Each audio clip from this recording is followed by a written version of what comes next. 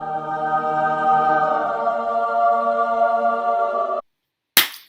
back, Chappelle. All right, so sorry, I just did an AP flip, an honors flip. I got confused for a minute. I didn't know who else I was going to actually say welcome back to, but welcome back, Chappelle. Welcome back, everybody.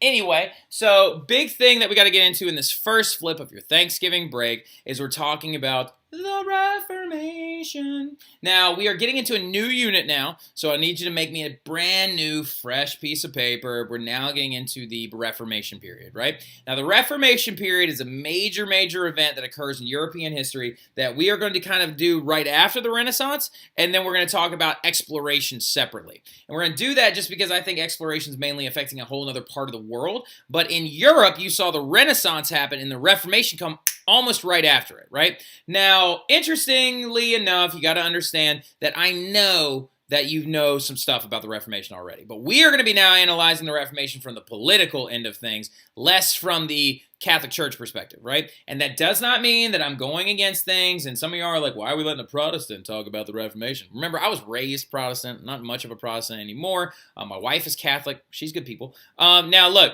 but big thing, though, is you got to understand is that the Renaissance pretty much causes the Reformation, right? And the reason why the Renaissance causes the Reformation is because people are going to use that big Renaissance idea, right? Humanism, right? They're going to start using that idea of studying secular things to look at their lives and kind of begin to question that central force in their lives, which is the church, right? They're going to look at the church and they're going to be like,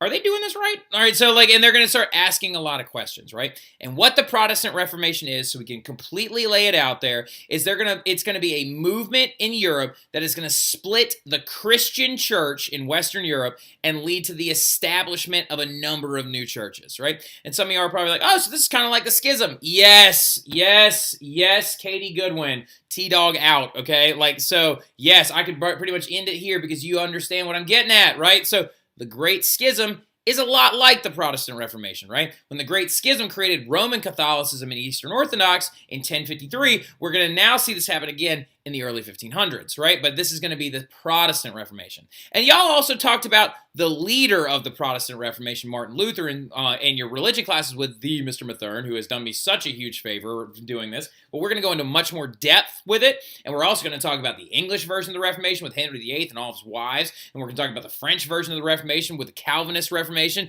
John Calvin and the Affair of the Placards, all these posters popping up everywhere and making everybody mad, especially the king. Now, big thing going forward, though, is you got to understand is that the church during the Middle Ages, right? During the Middle Ages, coming out of the Middle Ages and going into the 1500s, okay? Going into the 1500s. So this is like the stuff preceding. These are our causes of the Reformation, right? Jot that down. Causes of the Reformation, okay? So you got to understand is that the church was falling subject to financial corruption, abuse of power, immorality of popes, and the popes are getting caught up in very worldly affairs, right? Like competing with princes and kings for power, okay? So we're seeing a church that has become less about faith and is becoming much more about acting almost like a state, right? Acting almost like a country in and of itself. Now, interestingly enough, some of you are super smart and you're like, wait a minute, wasn't the church pretty much a state as it was? Yeah, it was. Like if we go over here real quick and we look at this map of Italy, which is very important. Remember we talked about this in the Renaissance era.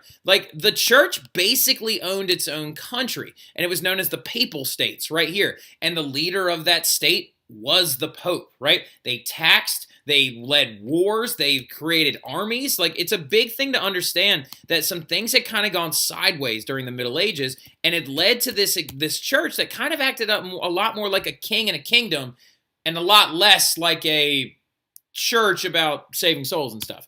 Now, big thing though going forward that you need to understand is, yes, I need to put a disclaimer out there, okay? There is nothing wrong with the faith itself. I'm not saying that the Catholic faith is wrong. I'm saying that the church during the late Middle Ages was led by some mean people. Was led by people that didn't have the idea of saving people's souls at their heart. It was led much more by politics and things like that. And this is something that Pope Francis himself has even apologized for, right? He has literally came out under his reign and said, things were messed up at certain times, and we apologize. It should have never happened, right? So just so you know that I'm not saying that there's anything wrong with the Catholic faith. I'm just saying that there were some people that were doing some bad things, right? And so to name a few of those bad things, one of the biggest ones that you have to understand is that concept of papal supremacy that we talked about in the Middle Ages unit when a king or when popes were trying to claim power and authority over kings and other leaders and princes and things like that, right? So, it's seltzer, by the way. Calm down. Now, really quick thing, though. Bad popes are starting to act more like monarchs, right? And some people are like, well, you know, that seems pretty much because they were monarchs, right? They waged war, they taxed, they led lavish lives. Some of the best example, or the best example of a Renaissance-era pope being kind of a huge jerk is Julius II, who reigned from 1503 to 1513. He literally was known as the warrior pope, right? He invaded Italy at least 3 separate times and bought his papal reign, right? He hated the guy that came before him, which is Alexander VI, right? And Alexander VI, that pope became before him, had an illegitimate child named Caesar Borgia, right? We're talking about a string of popes that were much more concerned with politics than they were concerned with the church, right? And it's not the church's fault. It's not the Catholic faith's fault that those guys were in charge. It's because there was a lot of sketchy stuff going on that y'all learned about in religion as well. Things like nepotism and also things like simony, which we'll talk about here in a second, okay? Now, Julius II is a great example of that. He ends up dying from syphilis in 1513, which is another whole thing, pot of worms, or can of worms, not going to open right now. He actually at one point ends up invading several city-states, growing the papal states. And he kind of just acts a lot more like a jerk than a pope, right? So he even also bought his reign. Like, he literally paid to be pope. He bribed a bunch of cardinals to be pope, right? And then also, this doesn't just happen in the 1500s. There's also some crazy stuff that was going on in the Middle Ages. There was this thing called the Cadaver synod in 897, when Pope Stephen VI, who is right here, put Pope Formosus on trial. Pope Formosus had been dead for 7 months. All right, so that's right. The Pope in 897 in the Middle Ages put a dead Pope on trial, right? So, and he accused him of heresy, and he accused him of illegitimate faith, and he accused him of all these other things, and he pointed at him, and basically it was a big theater trial where he yelled at a dead body for several hours, right? And he had forced a young Italian deacon to sit behind the body and speak for it, right? So he'd be like, I'm sorry that I sinned. And he would just move the mouth or speak for it or whatever, and basically just agree to all the things that Stephen VI was accusing him of. Stephen VI then had the right hand of Pope Formosus, the middle finger, index finger, and thumb all cut off so he couldn't bless anything in the afterlife. And then he had his body buried in the graveyard for vagrants and foreigners outside of Rome. And then after he was buried for another week, he was like, no, that's not enough. And he had them re-dig up the body and then huck it in the Tiber River. This guy was it's a very intense thing. This is a big thing to show you that the Pope and the papal reign in the Middle Ages have become much more about politics and authority. And ironically enough, Pope Stephen, the guy who accused Pope Formosus of being a jerk, it turns out that the poor people loved Pope Formosus, and then they kind of led a raid and a big mob, grabbed Stephen and threw him out of office, which is kind of funny and crazy. Now, Inquisition, right? Another big reason why we could say that there was examples of church corruption was Inquisition, torture, and execution, right? I know of a big thing is you got to understand, historically speaking, and I'm saying this just to make sure you understand, the Inquisition was a little a little embellished, right? That's the word I'm looking for. Exaggerated, okay? So a lot of times you'll hear from other history teachers be like, oh, well, the Inquisition executed and tortured millions of people. That's not necessarily true. And then people like to look at it a lot of times oh, this is a church court that was centrally ran by the Pope who was going after all these people. It actually is more like ecclesiastical juries, and it was in certain cities and villages. It wasn't regulated by the Pope. But the problem is when Rome fell, there was no court system left. So people turned to their village churches and to their deacons and their bishops to solve issues within the community. Let's say, hypothetically, my wife was accused of being a witch. Are you a witch? Yes. She is a witch, she says. She cast a spell on me, that's for sure. Aww. Oh, come on, that was cute. That was all right. I love you. I love you too. Oh, she's so sweet. All right, but the Inquisition would be held to find out if she was actually a witch or not. And in some circumstances, torture was used to elicit confessions, right? And also, there was a pope literally Pope Pius III said, like, anybody who takes the name of God negatively should be burned without guilt. Like, so we're talking about some issues, right? Like, again, Pope Francis has come out and apologized for the Inquisition, right? Now, it's not as widespread as people think. The Spanish Inquisition is a great example. That was actually led by monarchs. It wasn't actually led by the Pope itself, but people were even taking the Catholic Church's name and trying to attach it to monarchical and political things, right? So there's a lot of negative things. And just so you know, there's another very famous example of a person being burned at the stake. That was oftentimes what happened to people who would be executed by the church. Joan of Arc was held by an Inquisition and condemned of heresy and like wrongful faith, and then burned at the stake, right?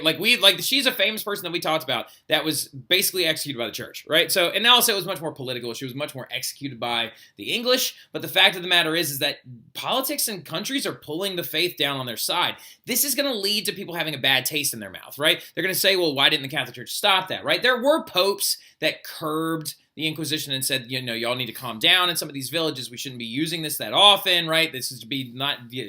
Well, and then there's another problem that happened too. From 1378 to 1417, when Dante was like alive, all right, so when Petrarch was alive, when some of these Renaissance humanists were alive, there were multiple popes, all right? So the Great Western Schism, and I know Bella and Ariana Truelove are like, oh, I did my poster on this. You did, and y'all did a great job, right? So the Great Western Schism, also known as the Avignon Papacy, was, I kid you not, when there were multiple popes, all right? So it's a very long, convoluted story. But what ended up happening is one pope was elected after another pope had died, and then he said a lot of stuff that the cardinals were like, okay, just kidding, we don't like him. Let's like this other guy who's French, and that French pope lived in France, and so there were two popes at once because one refused to give up the power, and the other one said he was the pope. So you had like the pope and the anti-pope, and what happened is at one point there were four at most, and then look at this right here. Literally the Great Western Schism is, you see the different colors of the countries?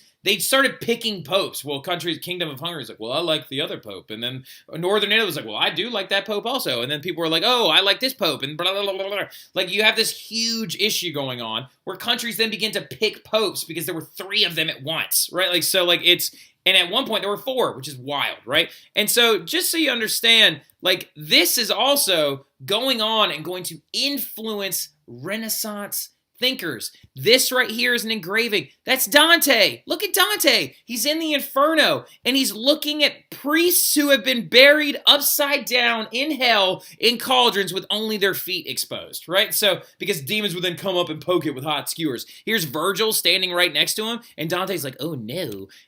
That's because people were very aware of what simony was. In that engraving right here, Dante is looking at people being punished for simony, right? So simony, that buying and selling of church offices, right? So Dante even wrote this into his early Renaissance works. So it bears to mention that Catholics themselves were like, things are a little screwed up, right? So Dante was making fun of some popes. He literally, at that moment when he's talking to those feet, that's one of the popes that had came before the current pope at the time. Nepotism was a huge issue, right? Famous families being elected to high ecclesiastical offices due to the fact that their family was the Sforzas or the Medici or the whatever, right? So now, like, you've got also another big one, pluralism. Put the star next to that one, okay? That's one thing y'all didn't talk about in religion. Pluralism was people holding multiple church offices at once and getting paid for all of them, right? So you would have somebody like let's say, hypothetically, Mr. Wooderson, right? Mr. Wooderson was just a parish priest at first, and then somebody asked him, they're like, oh, hey, Kyle, you know what else you should do? You should totally be the bishop for this area. And he's like, oh, okay, but I want to get paid for my parish priest stuff too. They're like, oh, okay, that's fine. So he's getting paid multiple salaries at once because he's holding multiple church offices all at the same time, right? So, and then you would actually be elected to all these other, and there's a lot of other reasons too. The issues of language, right? The issues of language were a big deal. Again, disclaimer, I'm not saying there's anything wrong with the Catholic faith. I'm just saying things got a little corrupt in the back end of it, right? In the 1300s, there were some problems, right? So that people were like, ew. Like even Dante saw him, right? Like so, and Dante died a devout Catholic, right? A lot of these people died devout Catholics. They didn't ever break away from the church. They were like, we understand things are wrong, but we're not going to stop being Catholic, right? So the Reformation just kind of flipped everything on its head because everything got out of control, right? Most of these thinkers never intended to stop being faithful, all right? So like they intended to continue to be Catholics, right? Now, there were a lot of early reformers too. Very early reformers, guys that showed up before Martin Luther and tried to reform the church. One of the most famous is this guy, and his name is Desiderius Erasmus, right? And he's Flemish, but he's from one of the northern countries. He's not Italian, all right? And Desiderius Erasmus is the guy that is considered the father of Christian humanism, right? Desiderius Erasmus, who again died a devout Catholic. No one was saying anything was wrong with Catholicism. They were only saying the leadership and power was sketchy, right? So that's what they were getting at, okay? A lot of these reformers were like, hey, you shouldn't do that, Julius II. You're being a huge jerk. Stop invading other places like you're a king or some kind of tyrant. And then he'd be like, and then like he just wouldn't listen, right? So guys like this guy, Desiderius Erasmus, who is considered the father of Christian humanism, which is when Christianity, like Christian humanists begin to look at Christianity like this should be a guide to our lives, not a checklist to get into heaven, begins to translate the Bible into Greek, which was a very bold move. That's the other big thing, vernacular literature, right? Because the Bible was only written in Latin, so nobody could read it. So big thing is he became a big proponent of exposing church corruption, right? Desiderius Erasmus writes a very famous work known as The Praise of Folly, which basically starts to expose church corruption, starts pointing out simony, starts pointing out pluralism, starts pointing out a lot of these issues, and it becomes printed and it gets shotgunned all over Europe, right? And so his ideas begin to spread. Guess who read this thing? Martin Luther read this thing, right? So like The Praise of Folly becomes a very popular work that was printed and distributed all over Europe, right? In the late 1400s, early 1500s, right? And just early 1500s. In that book, Desiderius Erasmus said that Julius II will not get into heaven. That's right. Desiderius Erasmus said that Julius II, the Pope at the time, will have to stand out front of the gates with a list of all of his sins to be accounted for. That's a bold move, right? Like, so Martin Luther wasn't the first guy, right? Like, he wasn't the first one. Dante made fun of the church. Erasmus made fun of the church. And two other guys we're going to like bring up in a second are also very important. But remember, he never left the Catholic faith. Desiderius Erasmus died a devout Catholic, right? So now also, John Wycliffe was another big one who died a devout Catholic. Oh, geez. So that got really big and weird. All right, so now John Wycliffe, English priest, right, who was very, very Catholic, died a devout Catholic, believed that the church had gotten too wealthy. And he said that the church should give up all of its earthly possessions, right? His writings weren't discovered until after his death, right? And after he had died and received a Catholic burial, he was excommunicated at the Council of Constance, which we'll talk about here in a second, and his body was then dug up, burned, and buried and thrown out in the woods, right? Like, so just because he said maybe the material wealth of the church has grown too big and they're focusing more on gaining money instead of saving souls, right? And that's a big thing. His body was dug up and burned out of spite, right? So now the big one, though, is this guy, Jan Hus, right? Also pronounced sometimes as Jan Hus, right? Jan Hus is Bohemian, just to give you a heads up, all right? So just so you understand who this guy is, he is going to exist during the era of like Dante. It's early 1400s, so is John Wycliffe. Jan Hus and John Wycliffe, make a note somewhere, they came before Desiderius Erasmus. They existed before he was alive, okay? Jan Hus was a Bohemian priest. He's Czech. Bohemia means Czech, or like Czech Republic, right? It's next door to Germany and north of Austria, right? So he is the first big reformer. He is a priest that speaks out against the immorality of the church. He advocates for receiving bread and wine at Mass, for priests to be allowed to get married, the translation of the Bible into vernacular languages, which he did. He translated it into Czech after being told not to, right? Abolishing the idea of purgatory, eliminating the concept of simony, ending any future crusades, right? Very, very big, very, very bold move. He translates the Bible into Czech, and all of his followers become known as Hussites. So technically, Jan Hus is the first Protestant, all right? So because Jan Hus, his followers started a new church. They were called the Hussite Church, right? Named after Jan Hus himself. Then he would be summoned to this thing known as the Council of Constance in 1415. At the Council of Constance, that's where they agreed to dig up John Wycliffe and burn his remains. And at the Council of Constance in 1415, he was told when he was coming, nothing bad will happen to you. We promise we just want to hear what you have to say. Jan Hus was then put in front of an inquisition for heresy, and he was burned at the stake for his crimes against the church. Jan Hus, the first Protestant reformer, was then burned at the stake for heresy, right, due to the Inquisition. So, as you can see, there were some issues in the Catholic Church, right? There was some political corruption, but there was nothing wrong with the faith, okay? Nothing wrong with the faith. The Catholic faith was fine. The people running it were just being pretty immoral, right? So, now, with that, and the next flip, we're going to start talking all about, where is he? This guy. We're going to talk about Martin Luther in the next flip a little bit more aggressively, a little bit more intensely, and a little bit more historically, right? And then when we come back from break, we're going to talk about Henry VIII, which is so much fun. But I'll see you guys then. Y'all have a great one. I'll upload and post your next flip tomorrow, okay? See y'all later.